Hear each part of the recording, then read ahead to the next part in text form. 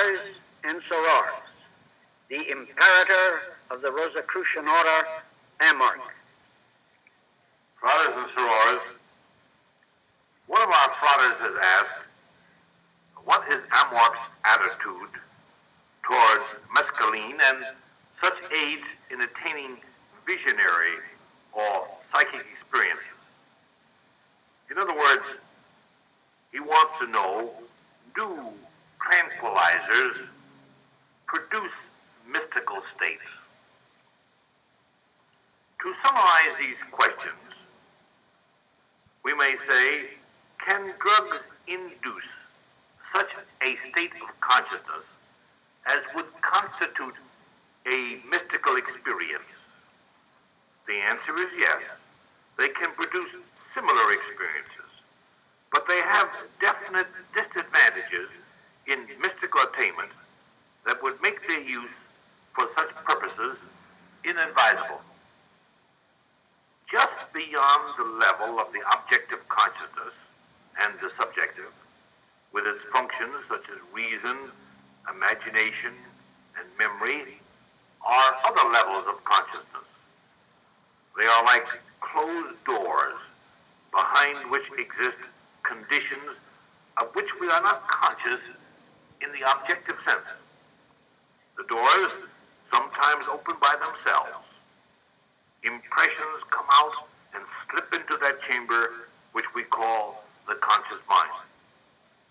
There they influence our thoughts and account for the unusual inner experiences which we have. Their origin is not always recognized. We cannot always realize that these impressions come from behind some inner door of the mind. We may actually believe them to be the result of our thinking processes and to be in some way related to the reality of the objective world.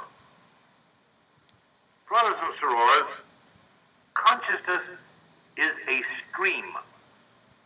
Its shallow portion is that in which we ordinarily dwell, the objective and subjective states. The rest of the stream, which grows much deeper, is grouped under one title, the subconscious. It has its impressions that are conveyed to it by the very life essence within each cell of our being. The stream of consciousness has its memory carried over from untold numbers of generations and transmitted down to us. It also has a relationship to the cosmic forces of which life itself and the energy of our material being consist. These memory and cosmic impressions are far more subtle than those provided by our receptor senses. They do not as easily command our conscious or objective state as do the vibrations of light, sound, and touch, for example. These impressions of the subconscious levels are realized only under ideal conditions. To use an analogy which we have often used before, they are like the notes of stringed instruments which are being drowned out by the brass in an orchestra. Our normal consciousness is too close to the brass instruments, the objective impressions, to be easily aware of the stringed instruments, the subconscious ones. In the Rosicrucian and related authentic esoteric teachings, the individual is taught how to contact, to perceive these finer impressions of the subconscious. He is likewise told about their value and how they can be applied to the affairs of living. He is shown how they are as natural as what one ordinarily realizes, but that they are on a different plane of consciousness. He is shown also that he can, in a natural manner, become aware of these subconscious realms of his being. The fundamental principle or method is to suppress the conscious state, to free our realization from the activity of the receptor senses. It is obvious that If our attention or concentration is upon some visual or auditory image, we cannot be aware of the more subtle impressions of the subconscious and the mystical realm of the mind. Actually, what is really done in the practice of attaining mystical consciousness is to elevate the state of one's awareness. It is to lose completely the ordinary state of consciousness. Self, as we ordinarily realize it, with its material and emotional qualities, then disappears. In its place, a new kind of consciousness is engendered. We are not unconscious under such conditions, except to the impressions of the external world. To use another analogy, it is like one who suddenly turns from the window where he has been gazing at the outside, and then concentrates instead upon the interior of the room.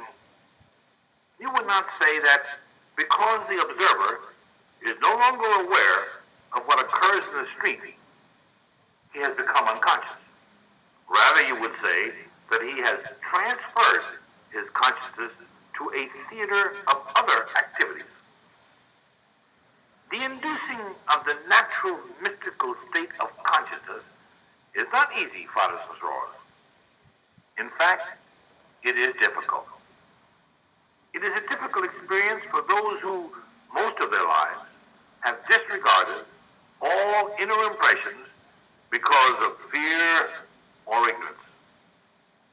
The overzealous student of these principles and phenomena, learning of the advantages of mystical illumination and guidance, wants to accelerate the process. He becomes impatient. He is inclined to try quick methods, some of which may be unsatisfactory, if not actually dangerous. Such persons would resort to drugs, such as reserpine, chlorpromazine, mescaline, and even alcohol and different anesthetics. Such drugs bring about a detachment of the objective consciousness from the demands of the senses and the objective world. They make contact with the subconscious fairly easy. However, the individual finds that upon returning to the objective state, he is not able to retain the elements of his experience. They seem to him like, a vague dream. Consequently, their practical value is lost. William James, the classical psychologist and philosopher, in his works Varieties of Religious Experience, relates experiments with drugs to induce the mystical state. We shall quote these in part as confirmation of the inadvisability of resorting to such methods. We now quote: nitrous oxide and ether, especially nitrous oxide, when sufficiently diluted with air, stimulate the mystical consciousness in an extraordinary degree. Depth beyond depth of truth seems revealed to the inhaler. This truth fades out, however, or escapes at the moment of coming to. And if any words remain over, in which it seemed to clothe itself, they prove to be the veriest nonsense. Nevertheless, the sense of a profound meaning of having been there persists. And I know more than one person who is persuaded that in the nitrous oxide trance, we have a genuine metaphysical revelation. Then Professor James quotes J.A. Simmons, a very intelligent investigator of the phenomenon, who reported a mystical experience with chloroform. We here give Simmons' comments in part. Quote, after the choking and stifling had passed away, I seemed at first in a state of utter blankness.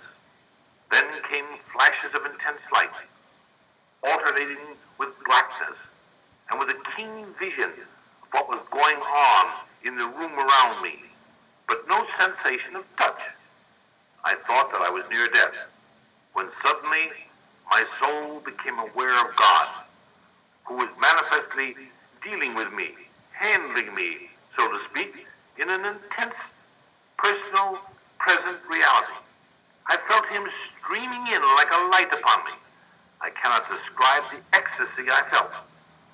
Then, as I gradually awoke from the influence of the anesthetics, the old sense of my relation to the world began to return. The new sense of my relation to God began to fade. I suddenly leapt to my feet from the chair where I was sitting and shrieked out, "It is too horrible! It is too horrible!" meaning that I could not bear this disillusionment. Then I flung myself upon the ground and at last awoke, covered with blood, calling to the two surgeons who were fighting, "Why did you not kill me? Why would you not let me die?" Only think of it, to have felt for that long, dateless ecstasy of vision, the very God, in all purity and tenderness and truth and absolute love, and then to find that I had, after all, had no revelation, but that I had been tricked by the abnormal